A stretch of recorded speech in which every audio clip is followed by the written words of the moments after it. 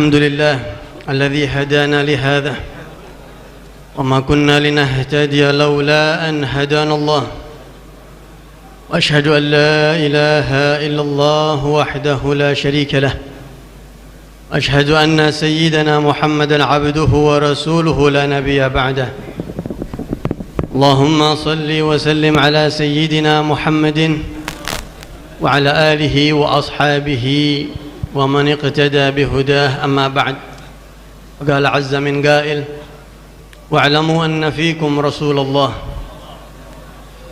وقال رسول الله صلى الله عليه وآله وصحبه وسلم فيما يروي عن سيدنا جبريل عليه السلام قال قلبت مشارق الأرض ومغاربها فلم أرى رجلا أفضل من محمد ولم أرى بني أب أفضل من بني هاشم ولله در الإمام الحبيب عبد الله بن علوي الحجاج حيث يقول وآل بيت رسول الله بيت مطهر محبتهم مفروضة كالمودة هم الحاملون سر بعد نبيهم ووراثه أكرم بها من وراثتي.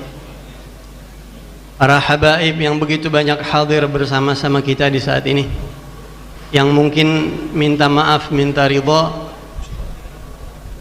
Al-Faqir tidak bisa sebutkan secara mendetail seperti pembicara-pembicara sebelumnya karena udah banyak bisikan. Ini jam 11 ya. Baik itu bisikan yang kedengaran ataupun yang kelihatan, terutama mobil khusus Dewan Syura, Dewan Mustasyar, Ketua Tanfidh Ar-Rabitah Al-Alawiyah Al-Habib Zain bin Sumayt Al-Habib Al-Ustadz Taufiq bin Abdul Qadir As-Segaf Wal-Qaimin Bisyu'un Ar-Rabitah Al-Alawiyah, semua pengurus besar Rabitah Alawiyah yang tidak Al-Faqir sebutkan satu persatu. Mudah-mudahan semuanya Allah kasih panjang umur, dalam sehat afiat, dan mendapatkan selalu nazarah dari as-salaf salihin, dari Rasulullah sallallahu alaihi wasallam.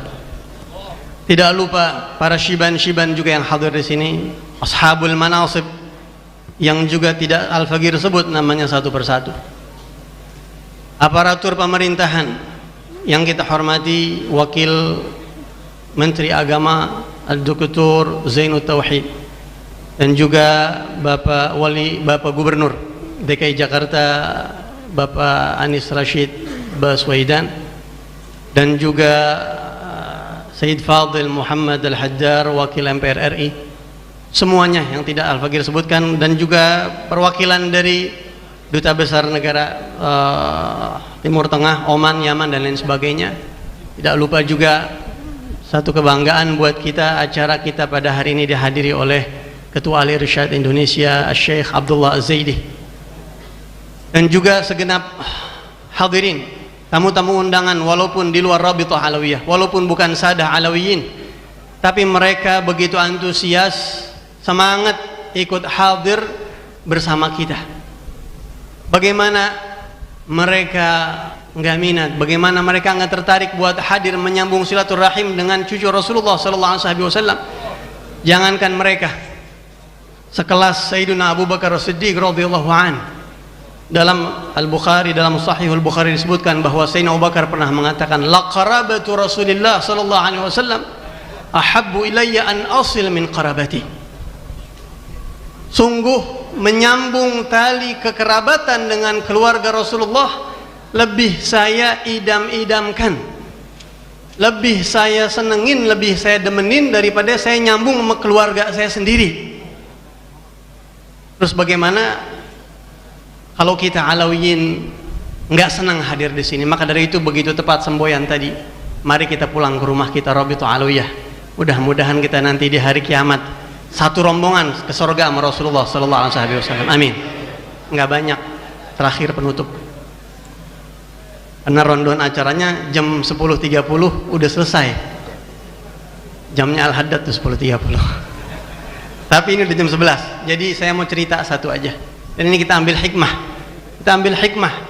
Tadi kita lihat bagaimana laporan-laporan dari para pengurus Rabithah bahwa salah satu moto dan semboyan untuk pengurus Rabithah yang baru ini adalah bahwa nahnu khuddam ahli baitin Nabi sallallahu alaihi wasallam.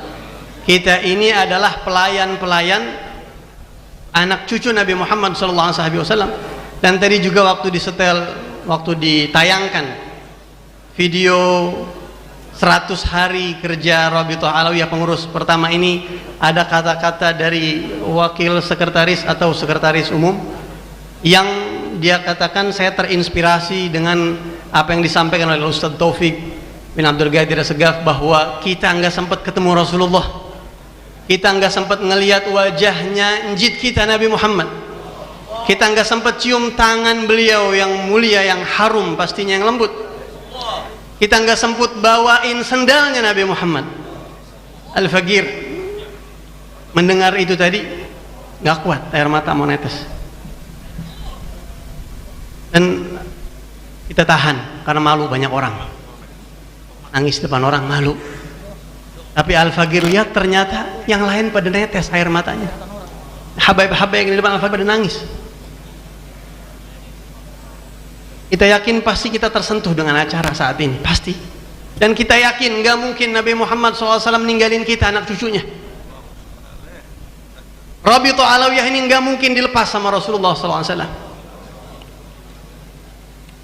In kanat ummatuhu tarjuh, kalau umatnya aja ngarep besar harapan sama beliau, bagaimana kita anak cucunya yang masih perlu banyak diperhatiin, banyak kekurangan. Maka dari itu, hadirin, kata-kata tadi mengingatkan Al-Faqir sebuah kisah sebagai penutup, yaitu kisah yang terjadi pada salah satu pendiri Rabithah Alawiyah, tokoh pendiri Rabithah Alawiyah, Al-Imam Al-Humam Al-Habib Alawi bin Muhammad bin Tahir bin Umar Al-Haddad, yang makamnya di Gubah, Al-Habib Abdullah bin Muhsin Al-Attas, Bogor. Disebutkan dalam salah satu terjemah beliau bahwa sudah menjadi kebiasaan para habaib dulu, mereka itu kalau lebaran datang ke tokoh-tokoh, ke para habaib, silaturahim, khususnya kepada masyayikh syiban. Ketika banyak orang-orang yang datang kepada beliau dan mengunjungi beliau, Al-Habib Ali bin Muhammad Al-Haddad didatangi sekelompok tamu untuk lebaran, yang salah satu tamunya itu menggunakan, ada satu penampilan yang keluar dari syariatnya Rasulullah SAW. Kalau tidak salah dia seorang sayyid, ada penampilan yang melenceng dari ajarannya Nabi Muhammad. Kamu ini banyak, tapi lihat bagaimana memang konsentrasi mereka, para pendiri Rabithah Alawiyah dan aslaf kita semuanya, yang menjadi nusbu a'yunihim, moto mereka adalah gimana caranya saya bisa bikin girang Rasulullah.